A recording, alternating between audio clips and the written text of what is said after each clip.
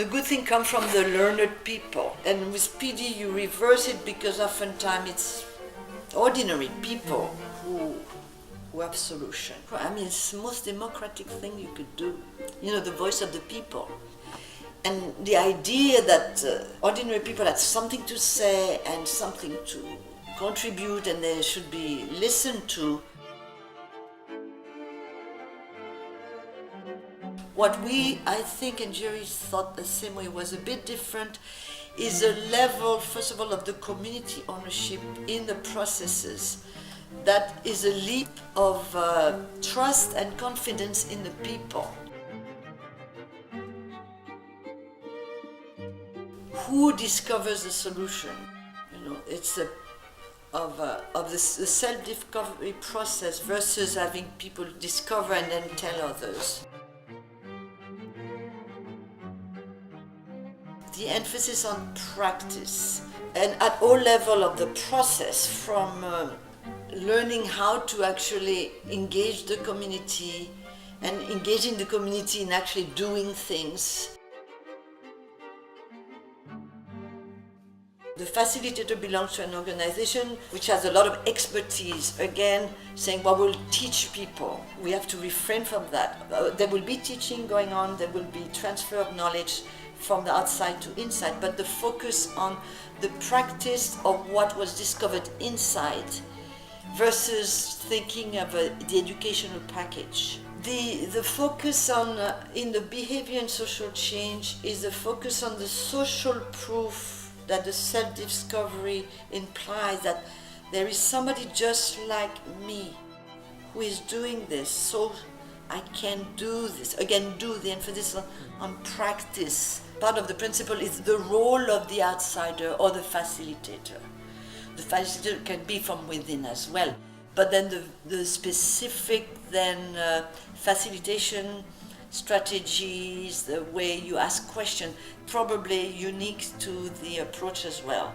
It's a privilege to be engaged in this process with people, and as you get to know the community ownership is always present all the time. The exit strategy is not something that you think as, you know, oh, we have to think now, it's been 6 months, but it's actually something you think about and start from day one. Because the whole process is talking about what already exists today in the community that can be sustained, it's actually easy because in the very concept is that you have the solution, you can act on it, the relationship is just of getting you there, you know, a sort of a coaching on your way. But it's a very painful thing to do because as you engage in this process of watching and facilitating this explosion of ideas, you want to be part of it. But somehow you have to let go. Making ourselves relevant is very important, but very difficult to do. You just, again, mirror back the question to the people, so they, again, look for further ways to answer the question themselves. That's the ownership. But that's also something, a facilitation skill that's not necessarily easy because we are very eager to help. I want to help. I mean, and this is, you know, the reason we're all doing what we do is we have a sense we want to be part of something bigger than us. We want to help people, to make the world a better place. But with this approach, actually, to make a better place, you have to make yourself irrelevant and not create a dependency.